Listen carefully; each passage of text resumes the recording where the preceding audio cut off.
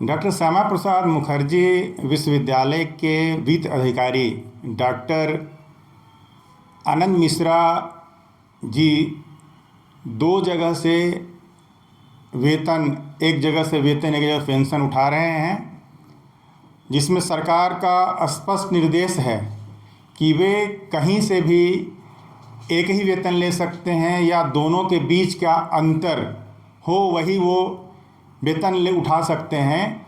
लेकिन ये खुद वित्त अधिकारी होकर और विश्वविद्यालय के कुलपति रजिस्ट्रार मिलकर ये अनियमितता कर रहे हैं। पूर्व में 5 मई 2023 में गरिमा सिंह जी जो उच्च शिक्षा निदेशक थी, उन्होंने ये मार्गदर्शन भी दिया कि वो कहीं एक जगह से वेतन उठा सकते हैं या दोनों का अंतर जो होगा वो ले सकते हैं। लेकिन ये नियम विरुद्ध हो रहा है, इसकी सरकार संज्ञान ले। मैं माननीय मुख्यमंत्री महामहिम राज्यपाल महोदय और संबंधित से मैं मांग कर रहा हूँ कि उन्हें तत्काल बर्खास्त किया जाए और जो पैसे उन्होंने लिए हुए हैं वे उनसे वसूली की जाए। इसके अलावा उन पर कई तरह के आरोप विश्वविद्यालय के छात्रों द्वारा लगाया जाता रहा है, लेकिन सभी वहाँ के शासन प्रशासन जो है कुंभकर्णी नींद में सोए हुए हैं। तो मेरी मांग यही है, अगर आप चाहेंगे तो मेरे पास ये लेटर है, मैं दिखाऊंगा। मैं प्रूफ के साथ कोई बात करता हूँ तो ये प्रूफ है मेरा गरिमा सिंह जी का, ये 3/5/2023 का उनका लेटर है मार्गदर्शन का, जिसका मार्गदर्शन ये कुल सचिव नमिता सिंह जी ने इसे मांग किया था। इसके अलावे मैं ये दिखाऊंगा आपको कि वे वेतन 24 का मेरे पास ये है, दिसंबर 24 का है कि इनका ये जो अभी तक पेमेंट ले रहे हैं डॉक्टर मिश्रा जी हैं 47, हाँ डॉक्टर आनंद मिश्रा, ये 2 लाख रुपये जो है 2,24,10 रुपये ये दिसंबर तक के मेरे पास जो है प्रमाण है, बाकी का मैं भी नहीं बता पाऊँगा। तो यही जो है ये प्रमाण है, इसमें सरकार को देर नहीं करनी चाहिए। इसके अलावा कहाँ से वेतन ले रहे हैं? मतलब ये तो श्यामा प्रसाद मुखर्जी से ले रहे हैं? हाँ, इसके अलावा जो है SBI से वो ले रहे हैं पेंशन। वहाँ पर वो कार्यरत थे, उन्होंने VRS लिया था और VRS के बाद भी जो है वहाँ वो पेंशन जारी है और यहाँ वेतन भी, और दोनों में से कोई एक ही जो है ले सकते हैं, या पेंशन लें या फिर जो है विश्वविद्यालय का वो सैलरी लें, या दोनों के बीच का अंतर है वो लें। लेकिन ये पूर्व से कई बार इन पर आरोप मैंने लगा, लेकिन ये गोलमोल करके जो है कुलपति रजिस्ट्रार और स्वयं वित्त अधिकारी, ये चूँकि सबका इन्हीं के पास सारा खजाना है, यही हमारी मांगे हैं। मैं देश का नागरिक हूँ, मैं एक राष्ट्रहित में, राज्यहित में कहीं भी हो रही अनियमितता भ्रष्टाचार के खिलाफ में ये संविधान में राइट है कि आवाज़ को हम बुलंद कर सकते हैं। तो उनका कोई वैसा सवाल नहीं था मेरी नज़रों में, इसलिए उनके नोटिस का कोई मैंने संज्ञान नहीं लिया। और 7 दिन क्या, अभी 10-12 मार्च की थे, अभी तक मैं उसका कोई जवाब नहीं दिया हूँ। अगर अभी तक उनका कुछ और भी अगर आता तो निश्चित मैं तैयार बैठा हूँ, क्योंकि वहाँ उसमें घपले हुई हैं। मैंने जो सवाल किया है, सवाल का जवाब होना चाहिए, उनकी जो है दिखाना चाहिए कि हाँ ये नहीं, ऐसा नहीं है। जो मैं आरोप लगाया उसको बताइए ना। अगर आपको तकलीफ़ है, आप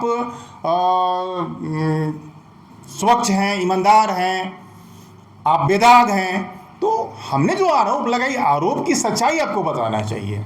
ये नहीं कि आरोप लगाया तो हम आपके ऊपर जो है दबाव बनाए। इन्होंने दबाव बनाया, राजभवन का दबाव बनाया उन्होंने, लेकिन मैं दबाव पर मेरे पास कोई फ़र्क नहीं पड़ता है। ये आंदोलनकारी मैं हूँ, लगातार मैं लड़ाई लड़ता हूँ। उससे क्या है, कुछ अगर होता भी है, मेरे अगल बगल कुछ संदिग्ध लोग मुझे देखे जा रहे हैं। हालांकि इस मामले में क्या कहा था आपने और नोटिस में क्या कुछ आपको मिला? नहीं, मैंने बताया था कि ये माननीय नितिन कुलकर्णी जी इंटाइटल नहीं थे कि वो 7.5 करोड़ रुपए का टेंडर 3 महीना में करके वो सामानों की जो है खरीद कर सकते हैं, क्योंकि वो कार्यवाहक के रूप में जो है दक्षिण छोटानागपुर प्रमंडल के अधिकारी होने के साथ ही इनको दिया गया था प्रभार नहीं, मैंने कार्यवाहक के रूप में, कि अभी वर्तमान कुलपति का रिटायरमेंट हो गया है और दूसरे की प्रक्रिया चालू हो गई है, तब तक आप देख रेख करें। लेकिन उनके वित्तीय कुछ करने का नहीं था, लेकिन उन्होंने किया।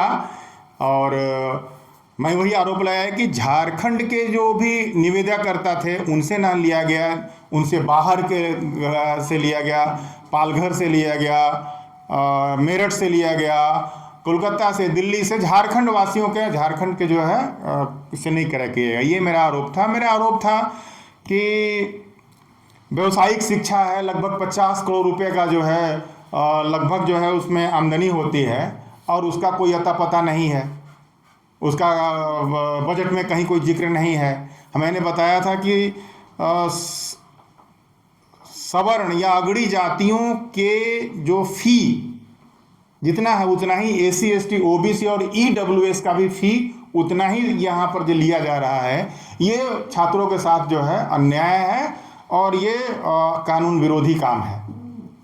मैंने ये भी बताया था कि वहाँ पर काम करने वाले जो है निविदा पर उनको बहुत कम वेतन दिए जा रहे हैं, जबकि अन्य विश्वविद्यालय में ज़्यादा दिया जा रहा है।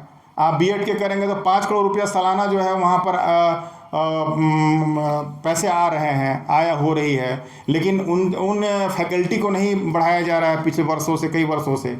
तो मैं इसकी डिमांड किया था। वहाँ पर जो है पैसे आ रहे हैं, वहाँ बीएड बंद होने की स्थिति था, इसलिए कि वहाँ उनका भवन नहीं है।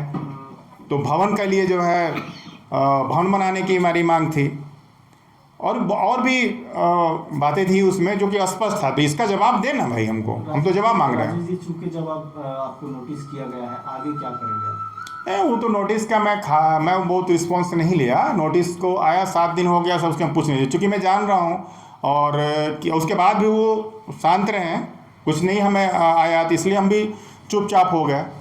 मेरे देखिए, मुझे डराने की कोशिश की गई कि राजभवन से खुला पत्र देने का क्या मतलब है। आप हमको अगर कोई नोटिस करना है तो आप बाई डाक कर सकते हैं, किसी जो लॉयर के हिसाब से कर सकते हैं, लेकिन आप वहाँ से जो है आप अपना अर्दली से और बिना कुछ उसमें एड्रेस लिखा हुआ सादा पन्ना का आप यहाँ पर दिए हुए हैं। तो ये चीज़ जो है, मैं डरने वाला नहीं हूँ और मैं एक नागरिक हूँ। एक जो है मेरा जो है अधिकार है संविधान में कि मैं आवाज़ को बुलंद कर सकता हूँ राष्ट्र हित में, राज्य हित में। यही मामला था। उसके बाद फिर उन्होंने कुछ नहीं किया, मैंने किया।